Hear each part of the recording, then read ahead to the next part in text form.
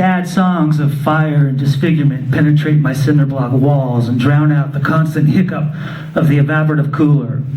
When the sirens get close enough, they can slightly rattle the chain link fence that encloses my yard. But they're streets away this time, looping in the hot June day. Then their tempo slows and the racket fades to nothing. They always end nearby. I always swore I'd never wear glasses in public. Lindsay hears the sirens too. She looks up from fixing her little sister's hair, who's seated in a dinette set chair placed outside of the front door under the edge of the roof, which offers respite from the burning sun. It's a little girl salon setup, and Lindsay, with brush in hand, is the hairdresser. Tiffany, who's facing away from her big sister, sits patiently like a good client, her bare, dirty-bottomed feet dangling just above the gravel driveway that's marred with inky oil stains and yellow flower weeds. Tiffany ignores the sirens and continues looking down, concentrating on the little lap game she's playing with her thumbs and four fingers. The girls live in the small duplex apartment that sits behind mine, separated by the driveway, and Lindsay is 11 years old. Prepubescent, pretty with a sharp, short nose, she has that kind of desert rat, sun-browned skin that looks dirty even when it isn't. Her hair is almost the same color, only lighter, and when she skips or runs, it flows past her shoulders, but today it's pulled back carefully at the sides with two bobby pins adorned with flowery clusters of fake pink pearls, her blue eyes highlighted by dark circles underneath. There's still a child's lightness in her step, with just a hint of the middle school hip sway creeping in. Tiffany's 5 years younger than she is. And is, I imagine, Lindsay at that age. She sees a world filled with icky insects and funny-looking neighbors who blare classic rock, keep late hours, and pitch their empty beer cans in tiny front yards, and a mom and dad who shout at each other in ugly tones. Tiffany's learning to be Lindsay, who's learning to be her mother. On some days, I read to the girls in my front yard, out in the sun. I select bits of Twain or Salinger. "What does enrapture mean?" Lindsay asks me one afternoon. She's sitting close enough so that she could rest her chin on my forearm. "It means to fill you up with delight." "Oh, what does crisscross mean?"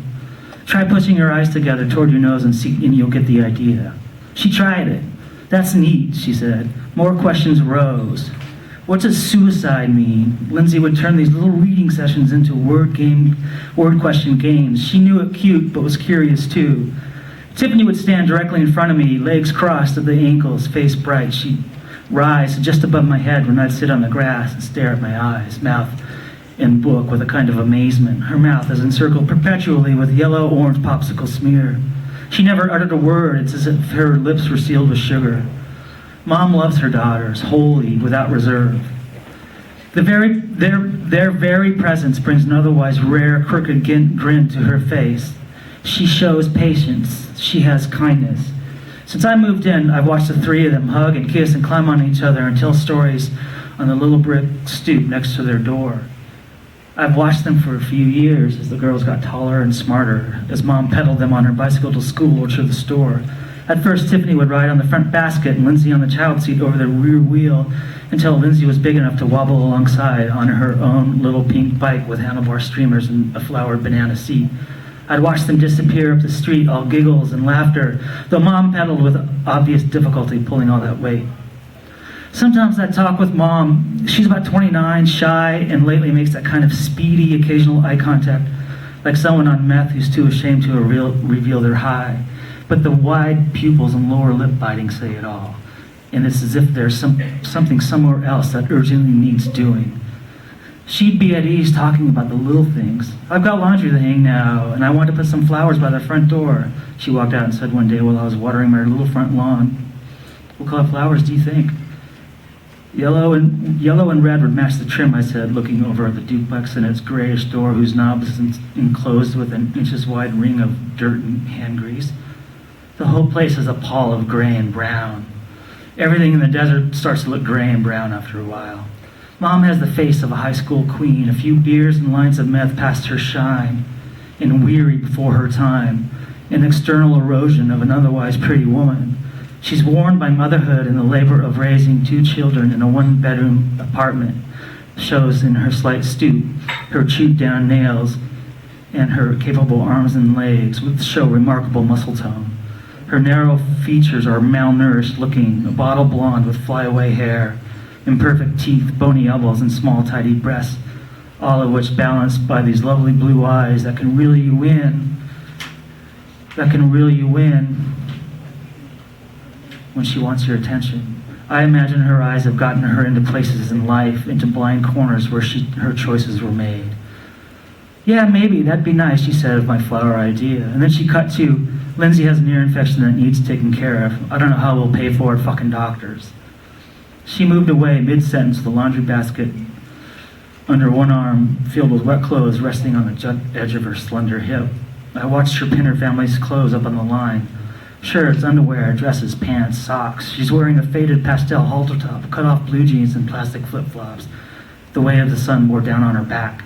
Mom makes me yearn for something. It's a melancholy that rises and falls, rich and aching like a looming desert monsoon rain. Hers is a stoic beauty, graceful but beat up against odds. I watched Mom one Halloween evening taking pictures of her daughters, little Tiffany done up as a big fat bee, all yellow and white and black, antenna bouncy. Lindsay was, I guess, a model in a short skirt, skimpy top, and smeared makeup. It was obvious that Lindsay has her guard up, that barrier of detachment that festers in kids when uncommon things happen. It's that self-protection device learned before so many misfires accumulate and things like alcohol and meth grab them by the throat and simulate self-reliance, trust, and confidence. She's everything not yet damaged or ruined by adulthood and circumstance. There's a sadness as pure as butterflies, but she's a little warrior princess in glitter and pink.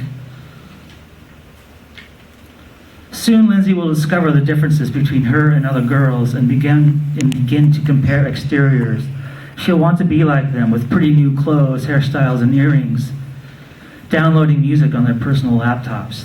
She'll want to be desired by boys. She'll want to live in the clean, well-kept suburban neighborhoods miles from here. She'll want to be like the older girls in the perfume magazines with healthy and smiling lips and who are clean and happy and perfect.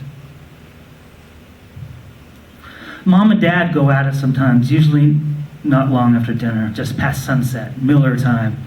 Dad always scared me at first, appeared greasy and mean. Menace seemed to surround him. He looks tough. His deep facial lines show late nights and early rises, hard living and hard work. He's a dark-skinned guy of Yugoslavian descent, a color that gives him a shadowy look, even in sunshine. At 33, he could pass for 50. After some months of living across from him, we began talking. He loves The Simpsons. He loves his work. He loves his beer, but it's his family. Especially when he talks about his girls. He beams with pride.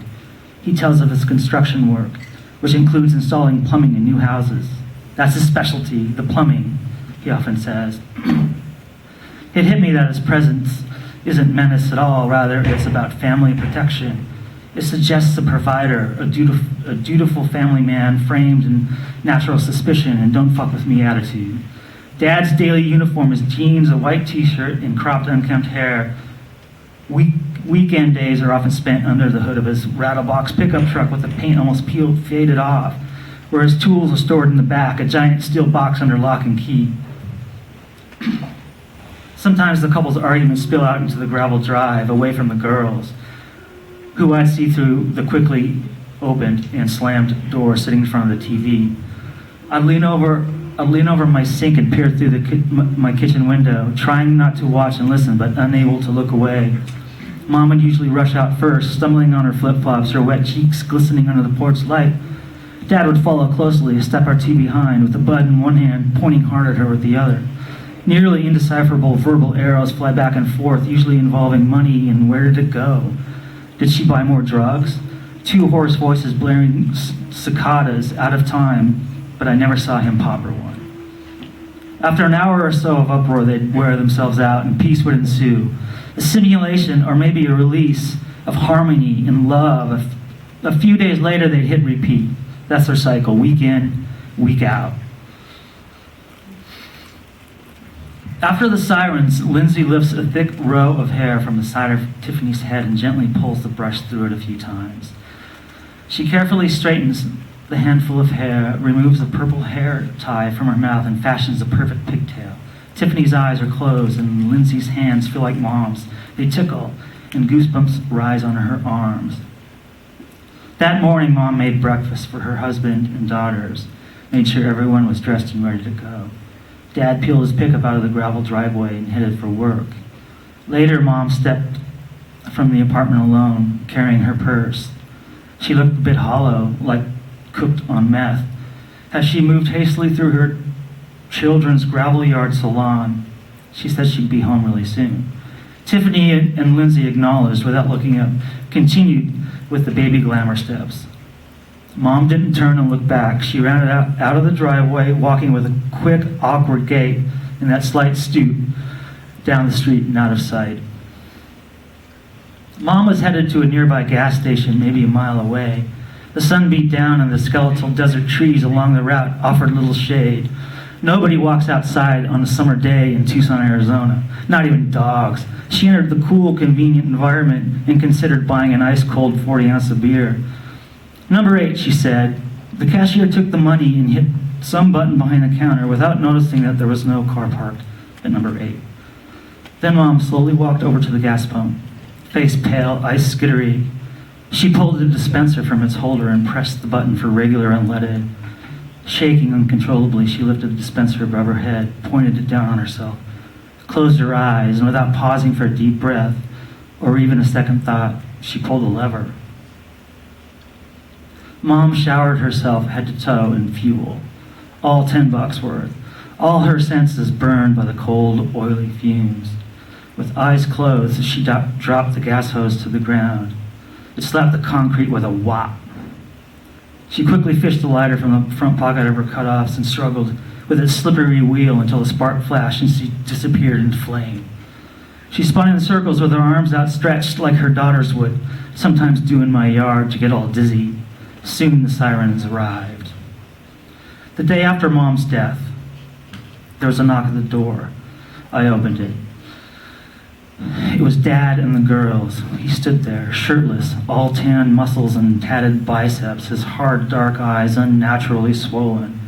Tiffany rested in his arms, her head pressed against the side of his, arms around his neck, pigtails twisted. Hers met mine with zero amazement. Lindsay was at his side, her tanned arms wrapped around him, face pressed against his lower ribs. She held him tightly as if anchoring him to the ground, as if he might float away somewhere without her. She looked up at me, completely expressionless, with her lovely blue eyes. She didn't say a word. Dad stayed silent for a moment, and then his eyes focused directly into mine. His torso began to shake. He started weeping hard. Right there at my front door, he just cried and cried and cried while his whole body shook. Tiffany turned her head around and looked out toward the street, a pigtail in Daddy's face. I've never seen a guy cry like this before, not even my old man. This was crazy. I stood there, immobilized, feeling useless and naive. Had no idea what to do or say. Lindsay just looked at me as if she expected something, anything. I soon learned that Mom had spent all the family's food money on Crystal, and she hadn't slept for the last 3 or 4 nights. I know meth agony. I understand that crash where reason and logic play ugly little tricks on wrung-out minds. I know Dad had no idea how hard the drug could hit him, though he never touched the stuff. Lindsay and Tiffany now live alone with Dad. He doesn't know much about raising girls, about how to dress them for school or how to braid their hair or wash their clothes, how to talk about their first periods, their first boy. I can see Lindsay change. I can sometimes picture her in some near future in cutoffs and a Hot Topic shirt, wobbly in her first pair of big-heeled boots, starting to write hot and Pete Wentz next to boys' pictures in her yearbook. I can see her emerging as some kind of high school siren guided by a fierce yearning for praise and approval, and then slipping into womanhood almost by accident, one whose joy is wasted in hidden murky corners, where self-belief is persistently battered by doubt and indecision. I can see her having babies because that's something she knew she'd be able to do, just like Mom. That's it.